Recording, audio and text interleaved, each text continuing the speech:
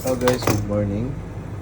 Tips para madaling mawala yung ubo ninyo or yung plema na nasa dibdib or nasa makatayong lalamunan. Ito po yung solusyon.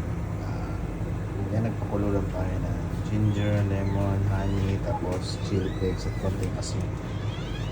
Ito na yon para sa ating healthy tips. Let's do this.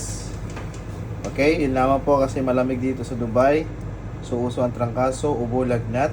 Ito ay pinakamabisa sa lahat ng kasangkapan na nandito.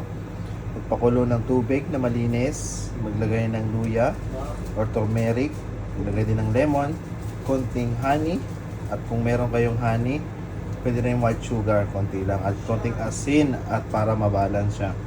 At syempre, meron kaming chili flakes kasi mas masarap yun. Ito na ako po.